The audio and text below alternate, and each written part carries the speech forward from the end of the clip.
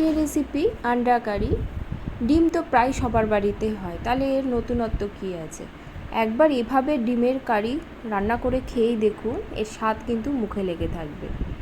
তাহলে চলুন শুরু করা যাক। রেসিপিটি শুরু করার আগে একটি অনুরোধ, ভিডিওটি ভালো লাগলে লাইক কমেন্ট করবেন এবং সাবস্ক্রাইব করে পাশে থাকবেন, এই অনুরোধ রেখে রেসিপিটি শুরু করছি। এখানে আমি 5টা ডিম নিয়েছি এবং 5টা আলু দিয়েছি, জনপ্রতি একটা করে আলু আমি দিয়েছি। আলুটা কিন্তু ফুল বয়েল করা যাবে না, আধা সেদ্ধ করেই কিন্তু আমি আলুটা নামিয়ে নেব। প্রথমে আলুটা আমি ছুলে নেব, সাথে ডিমটাও কিন্তু আমি ছুলে নেব। আলুটা একটু বড়ই রাখবো, তাই আমি শুধুমাত্র 2 টুকরো করে আলুটা কেটে নেব। ডিমটা ছাড়িয়ে নিয়ে ডিমগুলো কিন্তু একটু কেটে নেব। ডিম কেটে নিলে ডিম ভাজার সময় ফেটে যাবে না, আর একটু করে ডিম কেটে নিলে ডিমের মধ্যে কিন্তু মশলা ভালো মতো ঢুকবে। এবার ডিমটা ভাজার জন্য আমি এর মধ্যে দিয়ে দেব অল্প পরিমাণে হলুদ, লঙ্কার গুঁড়ো এবং নুন, ভালো করে মাখিয়ে রেখে দেব। ডিমটা ভাজার জন্য কড়াতে আমি অল্প পরিমাণে তেল দেব। তেল কিন্তু বেশি দেব না, এতে ডিমটা ফেটে যেতে পারে। ডিমটা বেশ কড়া করেই ভাজবো, তবে আপনারা যারা খুব একটা ভাজা ডিম পছন্দ করে না, সেক্ষেত্রে ডিমটা শুধুমাত্র সাঁতলে নিয়ে তুলে নিতে পারেন। আমার ডিমটা কিন্তু ভাজা হয়ে গেছে, আমি একটু বেশ কড়া করেই ভেজেছি। ডিমটা তুলে নিয়ে ওই তেলেই আমি এখানে দিয়ে দেবো পেঁয়াজ কুচি। এখানে কিন্তু আমি বড় মাপের পেঁয়াজ 2টো নিয়েছি। পেঁয়াজটা দিয়ে মিনিট 2 আমি রান্না করে নেব। পেঁয়াজটা একটু মজে এলে দিয়ে দেব আদা আর দেব রসুন। এখানে আমি 10-12 কোয়ার মতো রসুন দিয়েছি।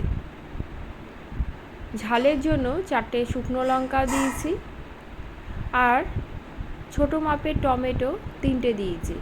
টমেটোটা আপনারা কম বেশি করে নিতে পারেন। দিয়ে দেব গোটা গরম মশলা। গরম মশলার মধ্যে দিয়েছি এলাচ, দারচিনি, লবঙ্গ, আর 3টে কাজুও যোগ করব। হাফ চামচের মতো গোটা জিরে, হাফ চামচেরও একটু কম ধনে আমি দিয়ে দেব। এখানে যদি আপনারা গোটা ব্যবহার করতে না চান, সেক্ষেত্রে কিন্তু গুঁড়ো ব্যবহার করতে পারেন।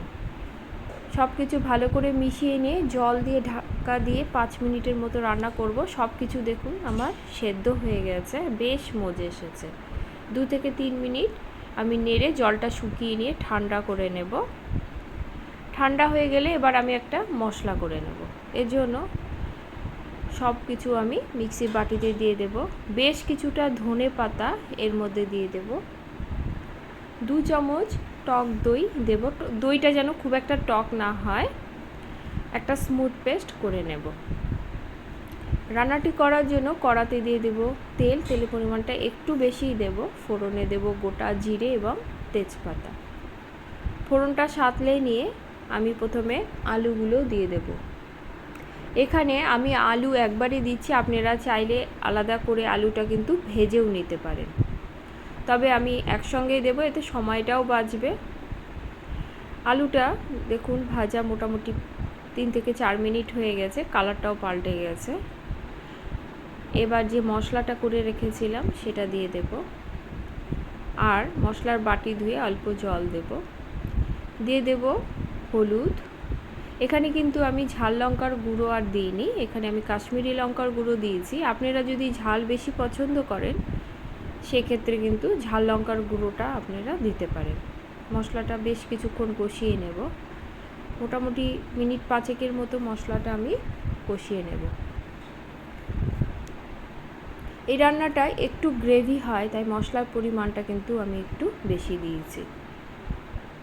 মশলাটা আমার কষানো হয়ে গেছে, এবার আমি এতে একটু জল দেব। খুব জল দেব না, আবার খুব কমও জল দেব না। এখানে কিন্তু আমি উষ্ণ জল ব্যবহার করেছি। জলটা দিয়ে আমি ভালো করে মিশিয়ে নেব। দিয়ে দেব স্বাদ অনুসারে নুন। ভালো করে মিশিয়ে নিয়ে ঝোলটা আমি ফুটতে দেব। 2 থেকে 3 মিনিট পরে ঝোলটা কিন্তু আমার ফুটে উঠেছে। এবার ভেজে রাখা ডিমটা দিয়ে দেব। ডিমটা দিয়ে আবারও ভালো করে মিশিয়ে নিয়ে ঝোলটা আমি আরও কিছুক্ষণ ফুটিয়ে নেব। আমার ঝোল ফুটানো মোটামুটি 4 থেকে 5 মিনিট হয়েছে, গ্রেভিটা কিন্তু অনেকটাই কমে এসেছে এবং কালারটাও কিন্তু পাল্টে গেছে।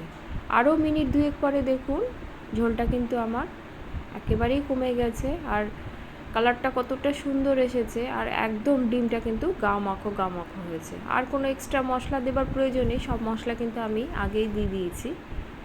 এবার একটি পাত্রে ঢেলে নেব। আজকের এই ডিমের রেসিপিটি আপনাদের যদি ভালো লেগে থাকে লাইক কমেন্ট করবেন এবং সাবস্ক্রাইব করে পাশে থাকবেন। এই ডিমের রেসিপিটি আপনারা ভাত, রুটি, পোলাও সব কিছুর সঙ্গে খেতে পারবেন। আজ তাহলে এ পর্যন্তই, সকলে ভালো থাকবেন, ধন্যবাদ।